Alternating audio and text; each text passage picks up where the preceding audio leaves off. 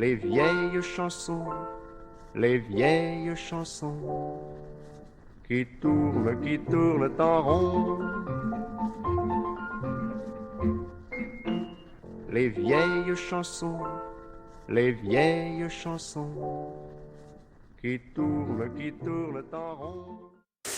Ah, ces vieilles chansons qui tournent en rond. J'espère que vous allez bien, chers auditeurs et auditrices de la plus belle et de la plus grande radio communautaire et musicale en Estrie.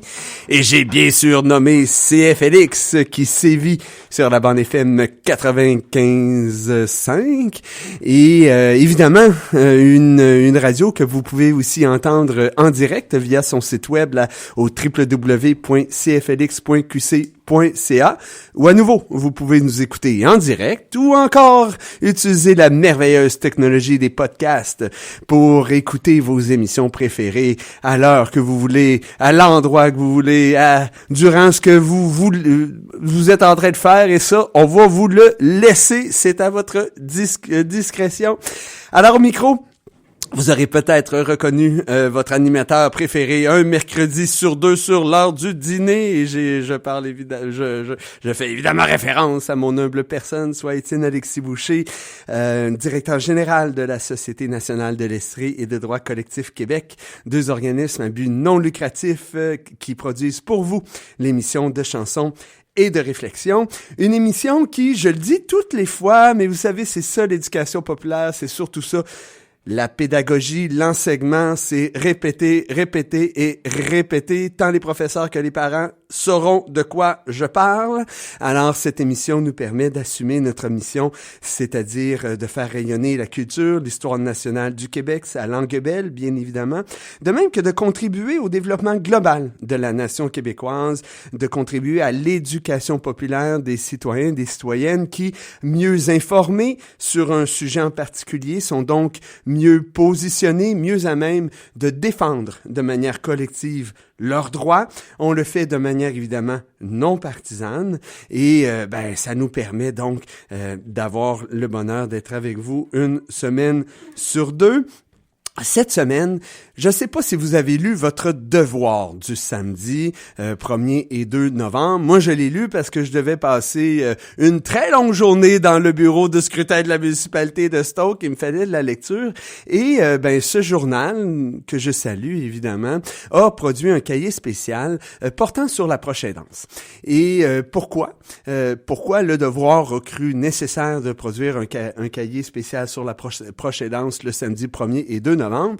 C'est assez simple, c'est que durant cette semaine, soit du 2 au 8 novembre, c'est la semaine nationale des personnes proches aidantes qui se déroule au Québec depuis de nombreuses années, mais j'en dis pas trop parce qu'on va en discuter davantage avec nos invités. On a le bonheur d'accueillir en studio. J'aime tellement ça quand les gens se déplacent. C'est évidemment très possible avec les moyens technologiques de produire des entrevues à distance. On en a même à cette émission faite avec des invités qui se trouvaient dans la Grande Albion, en Grande-Bretagne, à 6000 kilomètres d'ici. Mais quand on a le bonheur d'être en présence des gens, là, c'est comme il y a un petit quelque chose de plus là. Alors, on a en studio, j'ai le bonheur d'accueillir Madame Mélinda Pépin, qui est intervenante au réseau des Amis de Sherbrooke, de même que Judith, qui elle-même a vécu une situation de proche aidance. Elle a eu la générosité d'être avec nous, de parler de ce qu'elle a vécu au cours de ces années où elle a dû assumer un important rôle qui, est reconnu au Québec depuis peu et encore aujourd'hui, pas toujours à sa juste valeur. Hein, on va se le dire, là, c'est pas toujours évident. Et on le vit tous, hein, et on va en parler davantage au cours de l'émission. Juste pour, avant la prochaine pause musicale, puis je tiens à m'excuser, là, on a dû commencer tout de suite par une chanson chanson, c'est que j'ai été retenu à l'extérieur de la ville là, pour d'autres responsabilités. Vous avez peut-être vu passer que j'ai eu le bonheur de voir les citoyennes de Stoke m'accorder leur confiance. Alors, c'était un peu ce rôle que je me devais d'assumer. Et pour, harmoniser tout ça, on a dû commencer par une chanson. Alors, dans le fond, la Semaine nationale des personnes proches aidantes, elle est organisée chaque année, au mois de novembre, au début novembre. Et cette semaine vise à reconnaître l'engagement de celles et ceux qui soutiennent un proche en perte d'autonomie, tout en saluant le travail essentiel des organismes communautaires qui les accompagnent dans leur parcours. Puis, vous allez voir au cours de l'émission, oui, bien évidemment, il y a cette proche aidance qui soutient un proche en perte d'autonomie, mais ça ne concerne pas seulement que les personnes qui sont en perte d'autonomie. La proche aidance, c'est vraiment un sujet qui est beaucoup plus vaste, beaucoup plus large. Et donc, la Semaine nationale des personnes proches aidantes est une occasion précieuse afin de sensibiliser la population à cette réalité encore trop méconnue, je le disais, et de rappeler l'importance d'un soutien adéquat et bienveillant. Cette année, le thème, c'est « Unis par et pour les proches aidants et aidantes ». Il célèbre cette force invisible, mais bien réelle, celle qui relie les cœurs, les gestes et les présences silencieuses. Unis par les proches aidants, parce que leur récit nous touche, nous inspire et nous transforme. Nous sommes unis pour eux, parce qu'agir par un mot, une écoute ou un geste peut faire toute la différence. Enfin, tout au long de la semaine, des initiatives de sensibilisation et de reconnaissance se déploieront dans toutes les régions du Québec. Des conférences, des ateliers pratiques, des webinaires, des groupes d'échange. Ces initiatives permettent aux proches aidants de se rencontrer, de s'informer et de découvrir les services disponible. Alors, je vous invite d'ailleurs à consulter le site web de la Semaine des proches aidantes, des proches aidants. C'est notamment par l'entremise de l'organisme Proches Aidance Québec que vous pourrez certainement en apprendre davantage. Mais pour nous, en région, on va en parler avec Madame Mélinda Pépin, qui est intervenante pour les personnes proches aidantes au réseau des Amis de Sherbrooke depuis maintenant 8 ans. Elle est formée comme éducatrice spécialisée au Cégep de Rimouski. On est content de vous accueillir dans la région, même si vous vous êtes formé à quelques kilomètres d'ici. Elle a atterri dans cette ville dynamique où il fait bon vivre. C'est une personne passionnée par l'accompagnement des humains, la connexion du cœur et de tout ce qui touche au monde émotionnel. Mélinda a choisi le réseau d'amis pour soutenir les proches aidants et prévenir leurs épuisements. Je le disais, Mélinda est accompagnée par Judith, qui a été proche aidante pendant de nombreuses années et est maintenant en post-aidance. Qu'est-ce que la post-aidance? On va le voir un peu plus tard au cours de cette émission. Et dans le fond, c'est un regroupement qui l'accompagne, les personnes, dans leur deuil. D'abord et avant tout, et désolé pour mon essoufflement, mesdames, merci énormément d'être avec nous en studio. Plaisir. Ça fait plaisir, oui. Donc, évidemment, ces remerciements viennent de ma bouche, mais je le fais au nom de l'ensemble de celles et ceux qui s'investissent dans la Société nationale de l'Estrie, à la radio communautaire CFLX. Et à nouveau, on avait envie de vous accueillir pour développer davantage le sujet lié à la Semaine nationale des proches aidants.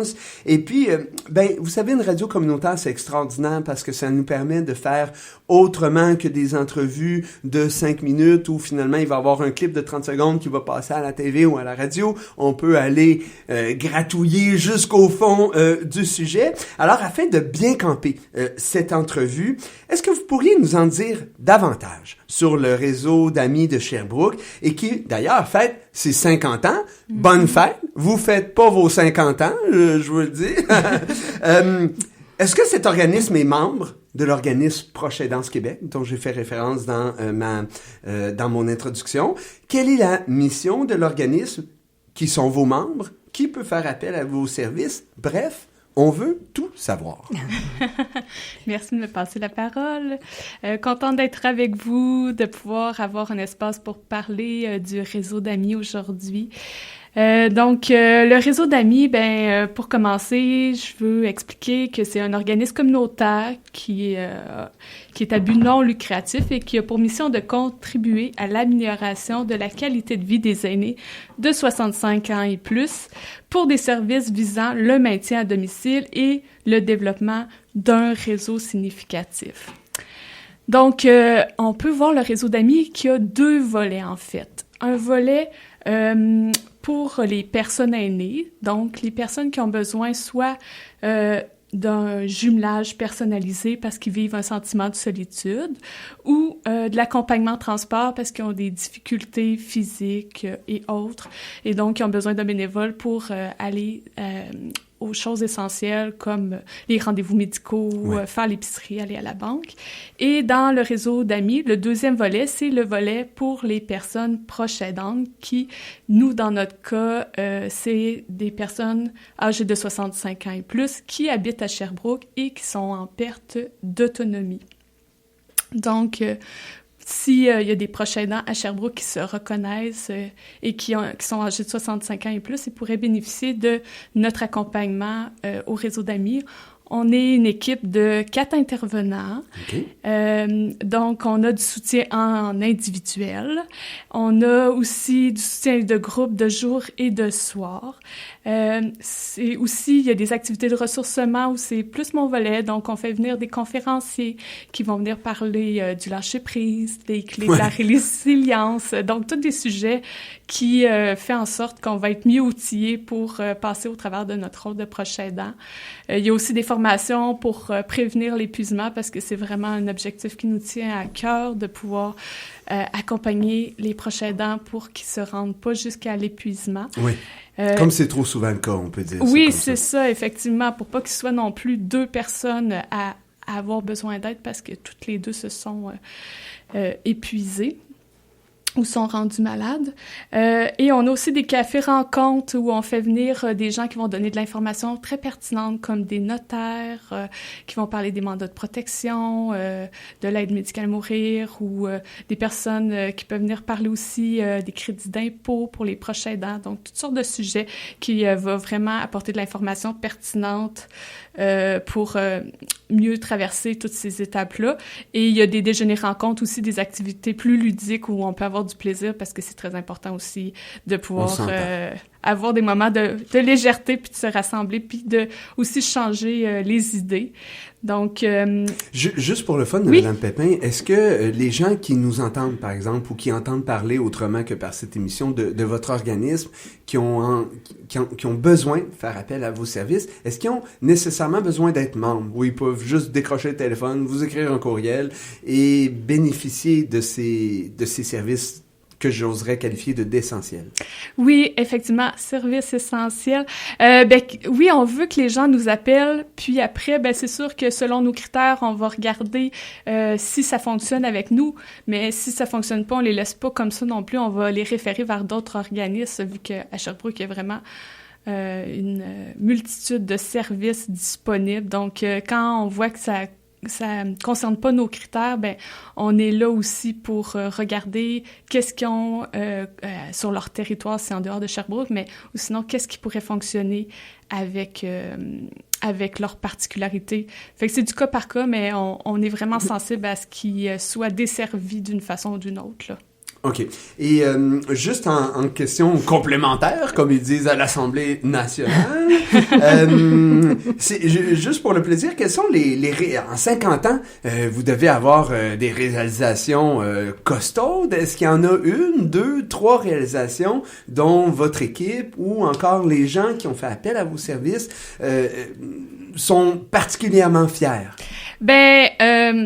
Je dirais, on a effectivement fêté nos 50 ans, si j'y vais de prime abord, puis on a eu une très belle fête. Je veux souligner que le réseau d'amis a vraiment pris le temps de développer un bel événement où on était dans un restaurant, puis on a eu Maxime Landry qui est venu faire un spectacle, un souper-spectacle, puis on va continuer aussi d'utiliser ce thème tout au long de l'année, avec, exemple, une fête aussi où les bénévoles puis les proches aidants vont être invités.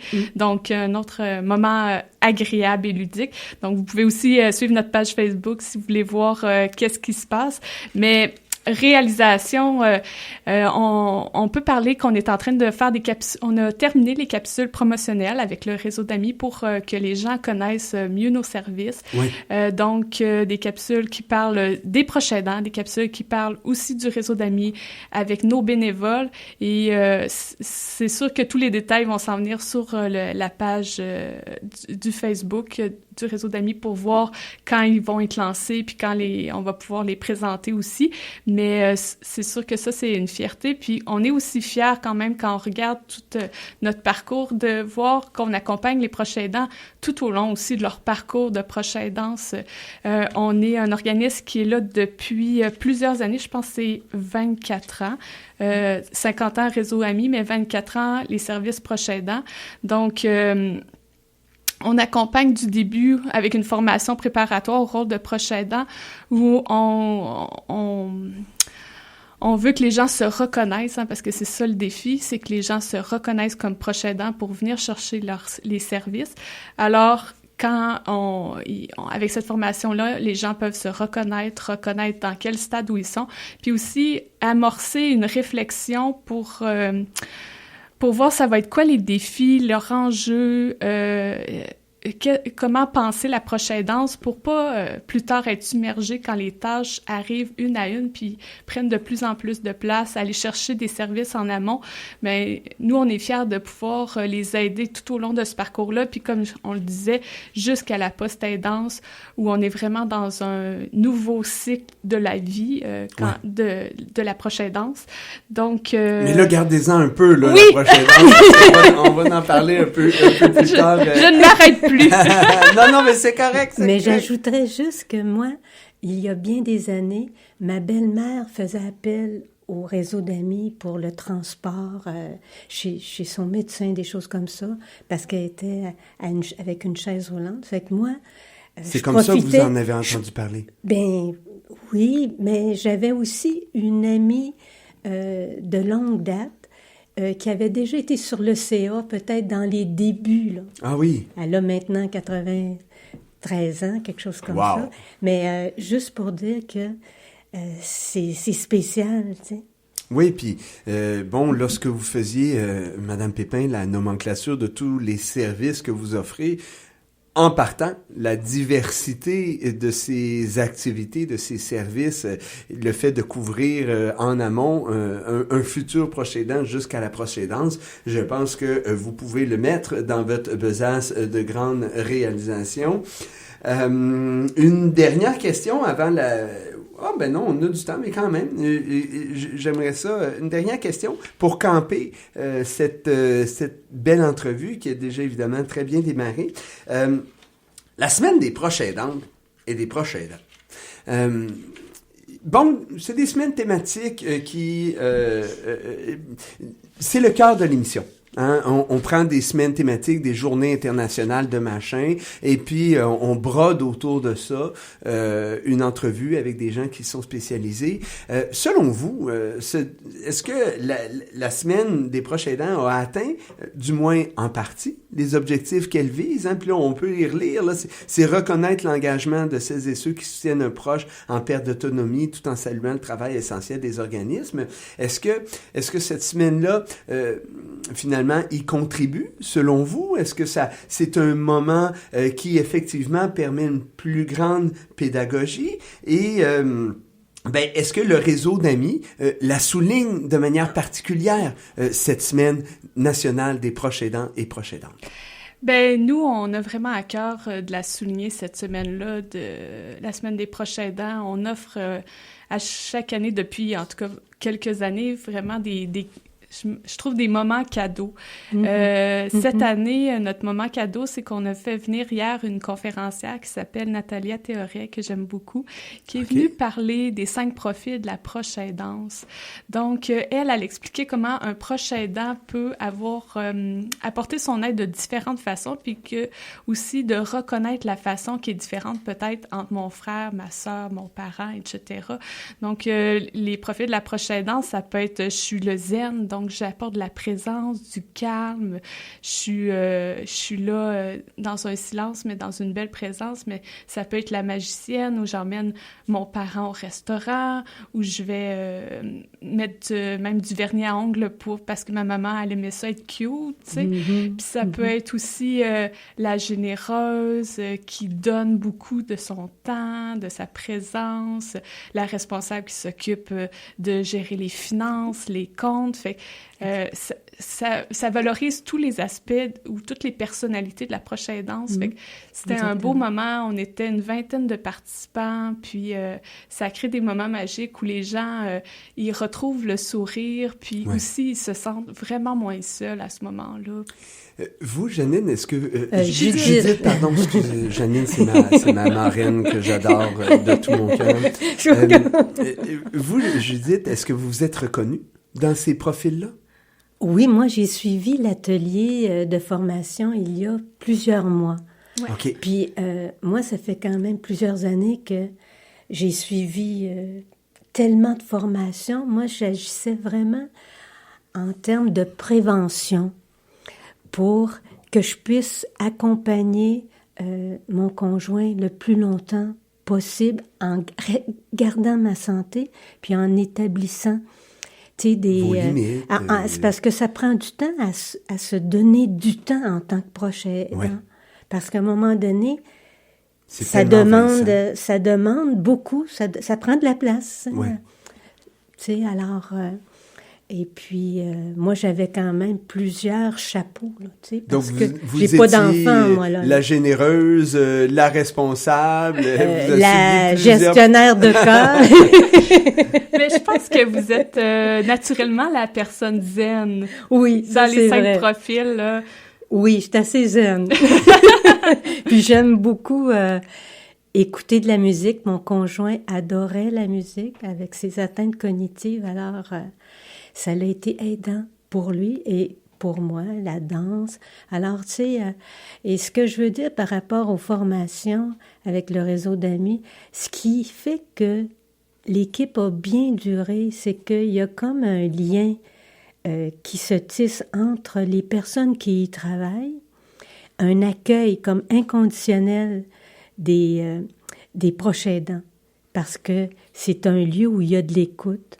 C'est sûr que c'est pas des psychologues, tu sais, on remplace rarement les psychologues, mais on a développé des liens même entre les proches aidants de confiance. Alors ça fait toute une différence. Oui, Puis, parce que Madame Pépin faisait référence souvent à la solitude que les proches aidants, les proches aidantes peuvent vivre. Alors, j'imagine que de pouvoir partager cette expérience avec des gens qui vont vous comprendre, parce que vous vivez la même chose, chacune de son côté, j'imagine que c'est extrêmement riche et voire même ressourçant, réconfortant pour vous. Oui, il y a ça, puis il y a aussi comme d'accueillir les formations comme avec Natalia Théoret, qui, il y avait un thème, apprivoiser la solitude, mais elle donnait aussi comme des outils comme pour faire un peu comme un voyage à l'intérieur de soi, puis de préparer, qu'est-ce qu'on peut faire pour travailler à un mieux-être malgré l'exigence de l'approche aidante. Fait que moi, j'ai suivi tellement de formations, tu sais. Alors, puis même si j'étais dans le réseau de la santé, j'étais très sensibilisée, j'ai eu besoin d'aide. Puis j'ai demandé. C'est toute une mise en bouche comme début d'émission. Alors, on est même déjà à la moitié de l'heure. Vous le savez pour les habitués, on est une radio communautaire, mais quand même, il y a un petit moment publicitaire qui ne dure pas plus que 90 secondes. Donc, on va passer à la pause, mais restez à l'écoute, puisque la deuxième partie de cette très intéressante entrevue qui porte sur la Semaine nationale des proches aidantes et aidants, en compagnie de Mme Mélinda Pépin et de Judith, va se poursuivre tout de suite après cette pause. À tout de suite. Il est midi. 30 minutes. Vous cherchez un emploi? De l'aide pour votre entreprise? Vous êtes nouvellement parent? Service Québec vous accompagne pour accéder aux services gouvernementaux, en ligne, au comptoir ou au téléphone. Allez sur québec.ca/service-québec ou composez le 1-877-644-4545. Service Québec, simple, accessible, direct. 1-877-644-4545. Un message du gouvernement du Québec. Soyez des nôtres pour le prochain 5 à 7 de l'OSS.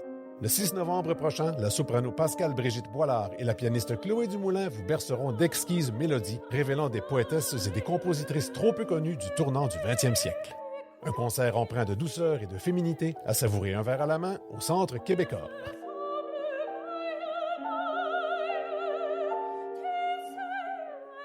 Les 5 à 7 de l'OSS sont une présentation du groupe Canimex et du restaurant Wesley. La radio communautaire de l'Estrie, du 67 de la rue Wellington-Nord, tiendra son assemblée générale annuelle dans ses locaux le mercredi 12 novembre à 18h. Les membres en règle sont conviés à prendre part à cette réunion annuelle. Rapport annuel, état financier, élection des administrateurs et plan d'action seront présentés. Merci de confirmer votre présence au 819-566-2787 ou à secrétariat@cflx.qc.ca, secrétariat@cflx.qc.ca. CFLX 95.5 FM. Pas pire, pantoute. Alors, chers auditeurs et auditrices, vous êtes de retour à l'écoute de l'émission de chansons et de réflexion qui entame sa deuxième portion sur la semaine des proches aidants et aidantes, semaine nationale qui se déroule du 2 au 8 novembre et pour laquelle on a le bonheur d'avoir en studio Madame Mélinda Pépin qui est intervenante au réseau des Amis de Sherbrooke, de même que Judith qui elle-même a joué un rôle fondamental dans notre société, soit à titre de proche aidante. Quelle case il faut cocher pour être une proche aidante ou un proche aidant? Est-ce qu'on peut donner une forme de définition de ce que ça représente? Oui, je vais vous donner une définition un peu officielle là, de la proche aidance. On vous écoute. C'est toute personne qui apporte un soutien à une ou plusieurs personnes de son entourage et qui présente une incapacité temporaire ou permanente de nature physique, psychologique, avec qui elle partage un lien affectif, familial ou non. La personne proche aidante peut habiter ou non avec son aidé. Le soutien apporté est continu ou occasionnel, à court ou à long terme et est offert à titre personnel. Il peut prendre diverses formes, par exemple le transport, l'aide aux soins personnels, les travaux domestiques, le soutien émotionnel, donc la coordination aussi des soins et services avec le médecin. Puis aussi, il peut entraîner des répercussions financières pour le proche aidant qui va aussi investir sur, exemple, payer le transport ou payer une partie de l'hébergement ou une partie de l'épicerie. Pour aider la personne qui est en perte de capacité avec sa santé physique, mentale, puis est plus capable d'assumer toutes les tâches qu'elle avait avant. Donc, c'est parfois le mythe qui vient, c'est que si j'habite pas avec la personne que j'aide, je dois pas être proche aidant ou voyons donc c'est normal. C'est normal parce que c'est mon conjoint ou mon enfant ou peu importe, ou je l'aide pas tous les jours, ou il y a eu une relocalisation puis maintenant il est rendu en résidence, fait que dans le fond, je suis plus aussi impliquée ou j'ai plus besoin de me lever la nuit ou peu importe. Donc il y a ces mythes là où les gens ils banalisent tout ce qu'ils font et tout ce qu'ils donnent. Donc, c'est ça. Là. L'important pour nous, c'est que les gens puissent vraiment se reconnaître pour venir rechercher de l'aide, là, parce que, comme Judith l'a dit, nous, on a envie d'accueillir vraiment ces gens-là avec bienveillance puis de cœur, là. Okay. Donc, autrement dit, cette méconnaissance du rôle de proche aidant, il vient pas seulement de la population de manière générale, c'est les proches aidants eux-mêmes qui ont souvent tendance à diminuer, voire ignorer qu'ils jouent cet important rôle. Exactement. C'est un grand travail de sensibilisation pour que les gens se reconnaissent. Nous, on essaie par différents moyens d'aller vers ces personnes-là pour qu'ils puissent des fois même avoir le courage de venir chercher des services, puis de se montrer vulnérable. Puis je pense que c'est important d'en parler, puis de justement reconnaître le courage qu'ils ont de faire ça au quotidien, tous les jours, de donner tout cet amour-là aux gens qui accompagnent, alors que des fois, c'est très déstabilisant de voir une personne qui perd ses capacités puis qui n'est plus la même personne qu'on connaissait. Ouais. Puis d'ailleurs, ça me permet de faire un...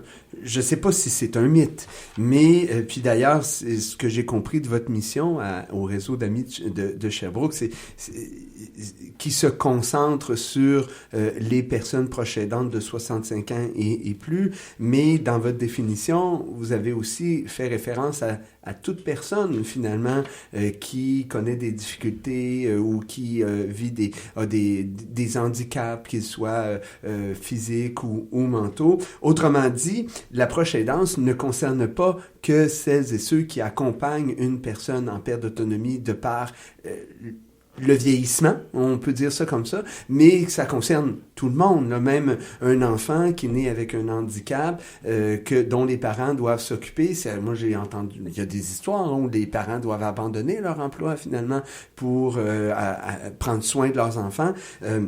Ça les concerne aussi. Effectivement, nous, je spécifie que vraiment notre clientèle, c'est proche aidant d'aînés, donc 65 ans et plus, mais effectivement, la personne le proche aidant, la personne proche aidante supporte peut avoir des incapacités physiques, peuvent avoir un cancer, l'Alzheimer, un problème de santé mentale. Nous, notre critère, c'est 65 ans et plus, mais c'est vrai que sinon,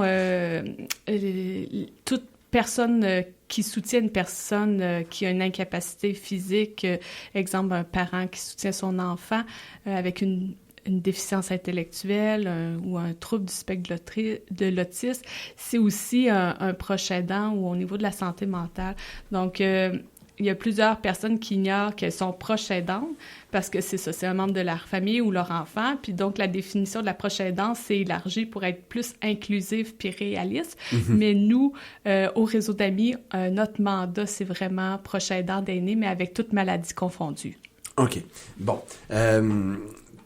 Franchement, merci beaucoup pour cette précision. On va aller à notre deuxième pause musicale, cette fois avec un groupe, le groupe fétiche, on peut dire ça, de cette émission. J'ai bien évidemment nommé les Cowboys Fringants, bien qu'on fait souvent jouer du Loco Locas aussi, là, enfin bref, mais les Cowboys Fringants et leur magnifique chanson « Sur mon épaule ».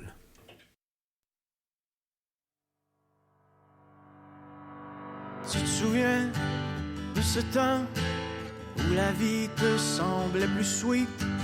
Tout ça fait déjà un moment. Des fois on perd le beat. Quand pour fortune t'avais 30 sous et que le bonheur tenait dans ta poche, c'était bien avant de comprendre que tout tient avec de la broche. Mets ta tête sur mon épaule pour que mon amour te frôle, toi qui en as tant besoin. Ça fait 10 ans et des poussières qu'on fait face au vent d'hiver. Ensemble on n'a peur de rien. Dis-toi que ce soir ma blonde, t'es pas seul au monde.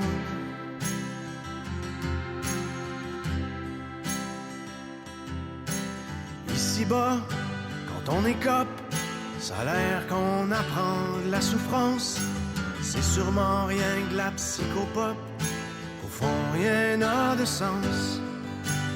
Mais ce soir, je l'ai vu, le mouchoir de larmes dans ta poche. J'aime pas ça, savoir que tu tiens avec la broche. Mets ta tête sur mon épaule pour que mon amour te frôle, toi qui en as tant besoin. Ça fait 10 ans et des poussières qu'on fait face au vent d'hiver. ensemble on n'a peur de rien. Dis-toi que ce soir, ma blonde, t'es pas seule au monde.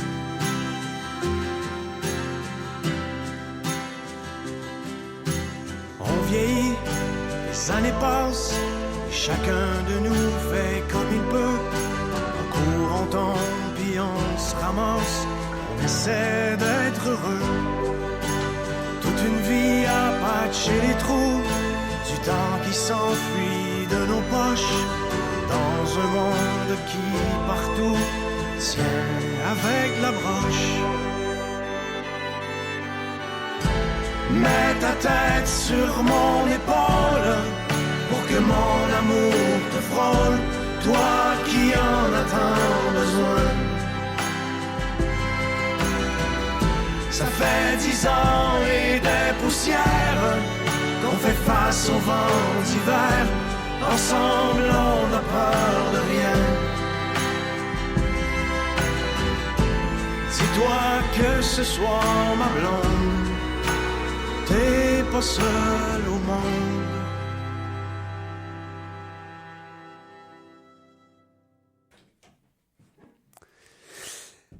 Cette chanson, j'ai de la misère à chaque fois que je l'entends à retenir mes larmes, mais là, je vous ferai pas le coup là du sentimentalisme déplacé à cette émission, mais quand même, c'est tellement beau, puis je suis un gars émotif, là, fait que franchement, quand je l'entends, et quand on sait évidemment toute l'histoire qui pas se cache, mais qui fait, dans le fond, la trame de fond de cette magnifique chanson, on ne peut qu'être touché lorsqu'on l'entend. Merci beaucoup, les Cowboys Fringants.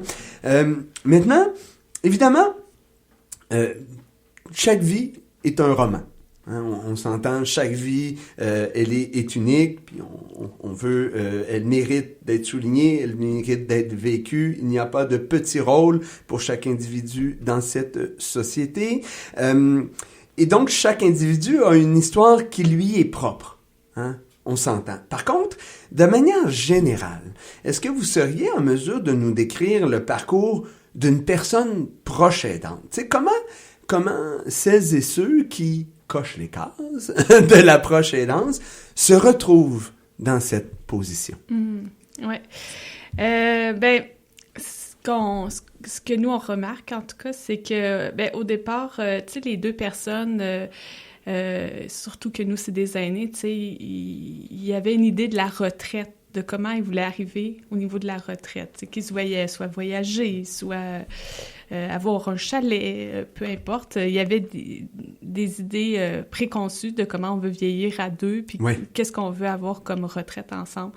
Quand le diagnostic arrive, évidemment, ben là, ça change beaucoup les choses, puis souvent, le proche aidant accompagnait déjà, puis voyait des pertes de capacité, puis commençait déjà à se questionner, mais qu'est-ce qui se passe, puis où on s'en va avec ça. Donc, quand il y a le diagnostic, des fois, c'est un soulagement parce que là, on a de la clarté. Des réponses. On a des réponses à nos questions. Exactement. Ce qui fait qu'au début, souvent, le proche aidant va aider avec beaucoup d'amour. Il veut pallier, il veut être présent. C'est normal, justement. C'est le moment où, des fois, il ne se reconnaît pas également. Et donc...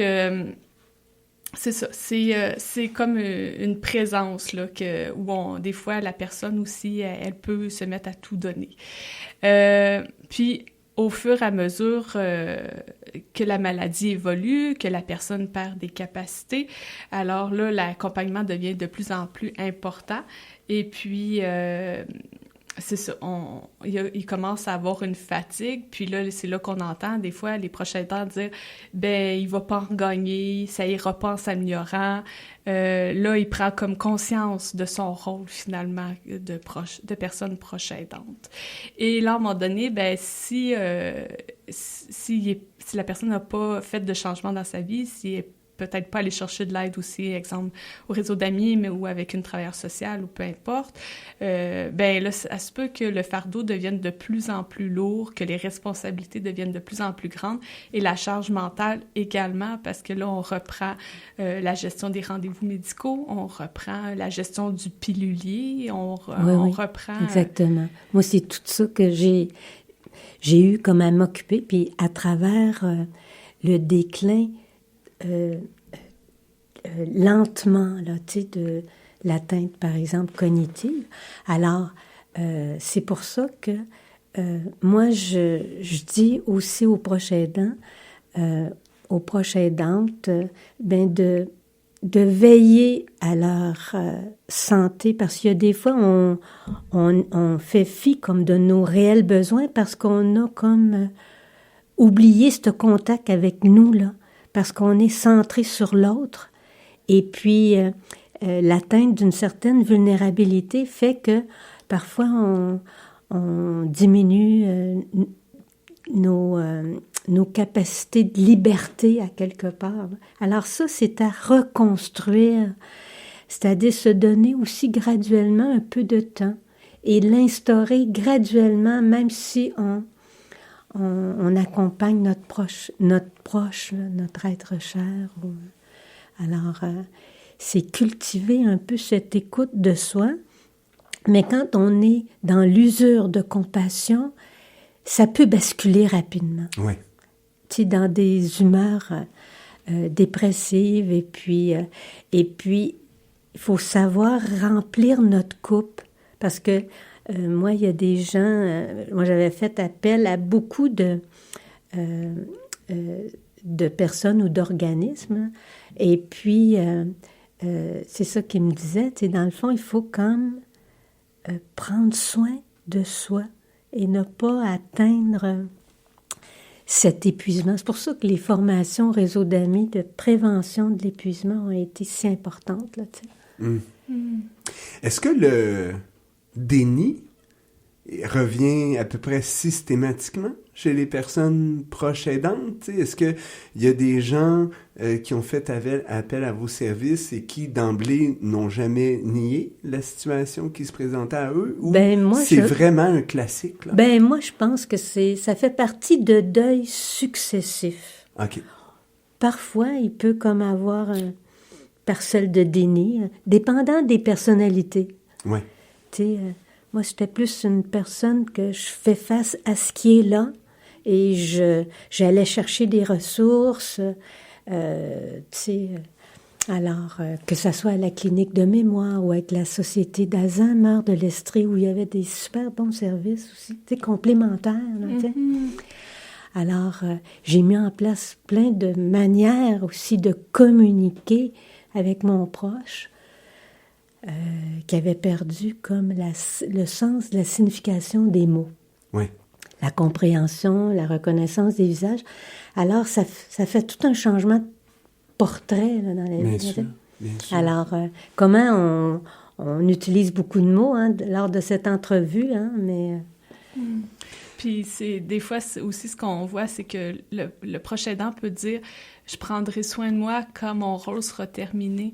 Mais dans le parcours de la proche aidance, c'est que ce qui arrive, c'est que si on a cette façon de voir les choses, c'est qu'on peut s'épuiser vraiment, que les deux peuvent avoir besoin d'aide au bout du compte, parce qu'un se ramasse... un a la maladie, mais l'autre aussi se ramasse malade, et comme on en parlait avec peut-être des dépressions, ou en incapacité de poursuivre. Donc, c'est pour ça que c'est si important de pouvoir avoir quelqu'un qui a un peu de recul, avec qui on peut discuter, puis voir comment faire les choses autrement.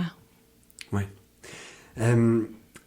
Question d'imager, là, tu sais, mettons les gens qui nous écoutent de manière concrète. Comment décririez-vous votre réalité? Évidemment, par exemple, quels sont les défis quotidiens que vous vivez, vous, Madame Pépin, comme intervenante? Et je me tourne vers vous, je dis, quels étaient les défis que vous viviez quotidiennement comme proche aidante? Là? Tu sais, comment imager de manière concrète l'importance de ce rôle-là? Ben, on en a parlé quand même, mais c'est vrai que le défi qu'ils se reconnaissent, je pense que c'est le défi numéro 1. Puis après, ben, c'est de cibler c'est quoi les besoins qui sont là, vu que chaque personne est unique, tu sais, de regarder c'est quoi les besoins. Puis des fois, c'est d'avoir de l'individuel, mais des fois aussi, c'est d'avoir de l'information ou de se sentir moins seul, donc avec comme des groupes d'échange. Donc ça, c'est de bien cibler c'est quoi leurs besoins pour, dans leur unicité, bien les accompagner. Puis je pense que les 4 intervenants, on a vraiment une belle expertise. Alors, selon ce que la personne vit, ben, on peut parler autant de la culpabilité, de comment mettre des limites, comment se sentir moins coupable, comment lâcher prise sur certaines choses pour essayer de mieux naviguer cette proche aidance-là, de reconnaître, oui, qu'ils sont courageux, puis qu'aussi, tu sais, des fois... Comme t'en parlais, c'est pas toujours facile aussi pour des hommes de montrer leur vulnérabilité ou même pour des femmes qui sont les femmes fortes, les hommes forts. Donc, de peut-être changer aussi la perception, travailler sur nos croyances qui nous limitent. Donc, on va regarder tous ces thèmes-là selon ce que la personne vit pour l'accompagner à son rythme. C'est surtout accompagner à son rythme, d'où elle part, puis avec elle, son objectif de qu'est-ce qui va l'aider à prévenir son épuisement. Parce que moi, ce que je peux voir qui pourrait être aidant, mais peut-être elle, ce qui lui pèse, c'est une autre chose. Donc, vraiment être à l'écoute. Moi, ce que je trouve, en tout cas, là, c'est que de savoir reconnaître les limites, mes propres limites dans l'approche aidance, ça a été extrêmement aidant. Difficile aussi, peut-être. Oui, c'est difficile parce que, n'ayant pas d'enfant, j'étais un peu une des seules personnes, tu sais, ben, avec quelques amis qui viennent faire un petit tour, là, tu sais. Mais au niveau de... c'est pour ça que j'ai travaillé comme... Parce que moi, je le savais, puis on me l'a dit aussi, plus le proche aidant prend soin de lui, il peut mieux, l'aider va mieux d'une certaine manière. Parce que quand on est comme dépassé par certaines situations ou que la relation se détériore, parce que moi, disons que je suis privilégiée parce que je vivais une relation d'amour de longue date. Oui. Alors, ça me faisait plaisir d'être là pour mon conjoint. Et puis, c'est sûr que si jamais j'aurais besoin, j'aimerais ça, tu sais, avoir les services, tu sais, que ce soit de bénévoles qui donnent des excellents services aux proches aidants, si jamais je le deviens, parce qu'on ne sait jamais. Hein, alors, moi, j'encourage même les personnes qui aimeraient faire du bénévolat, peu importe l'âge. Il y a beaucoup à découvrir, à côtoyer, que ce soit les membres du réseau d'amis, ceux qui y travaillent, c'est des gens exceptionnels. Et puis, de trouver une forme d'apprentissage à côtoyer des gens un petit peu plus vulnérables. Tu sais, moi, c'est ça que je trouve, c'est que j'ai appris beaucoup à être proche aidante. Ouais. On a compris, Judith, que votre conjoint était atteint d'une maladie terrible, la maladie d'Alzheimer. Non, c'était pas parce qu'il y a beaucoup de maladies apparentées. Hein. Ah. Tu sais, il faut pas non plus trop... les gens disent, il faisait de l'Alzheimer. Non, peu importe, là, mais tu sais, il faut quand même distinguer les choses. Okay. Non, mais je l'ai dit parce que vous aviez dit faire appel à la Société d'Alzheimer de l'Estrie. Oui, là, mais justement, parce que il y a beaucoup de distinctions dans différentes maladies reliées à la mémoire. Tu sais. Et est-ce que, dans le fond, pour l'avoir vécu, voire même pour le vivre, ce type de maladie cognitive peut parfois faire en sorte que les gens ne comprennent pas la situation dans laquelle ils se trouvent, tu sais, et ils savent peut-être même pas qu'ils sont malades, qu'ils et elles sont malades, et qu'à ce titre, ils comprennent pas qu'ils ont besoin de soins. Oui, mais c'est de là que la personne qui les côtoie, oui. Une proche aidante, a un rôle.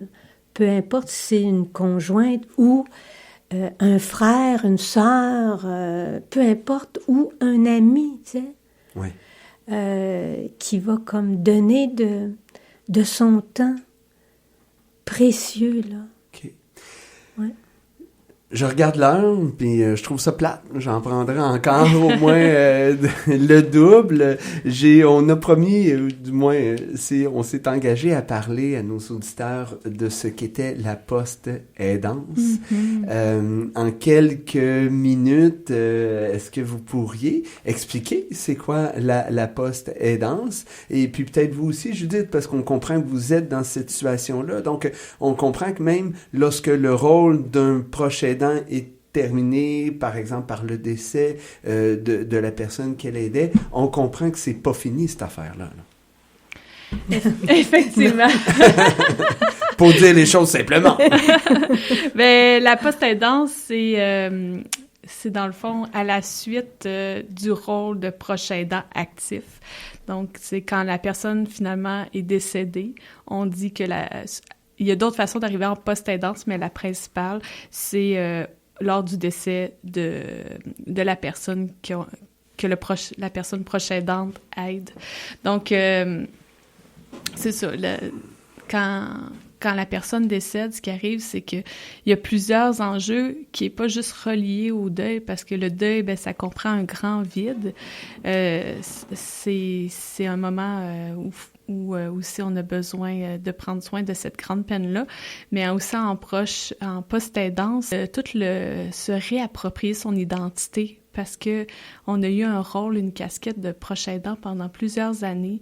Et là, quand cette personne-là qu'on aidait, qu'on aimait, décède, ben on se demande un peu, je suis rendu qui? Mm-hmm. Puis...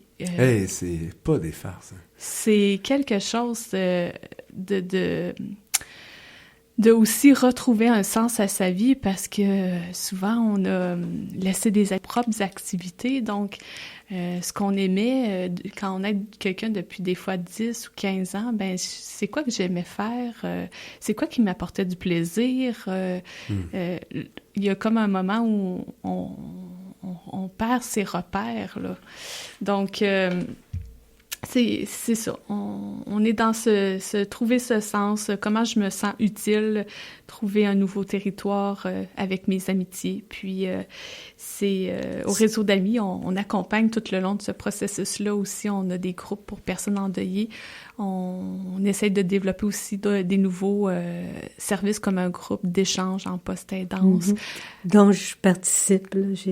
On a eu déjà une première rencontre. Là. Alors... moi, ça fait déjà 1 an.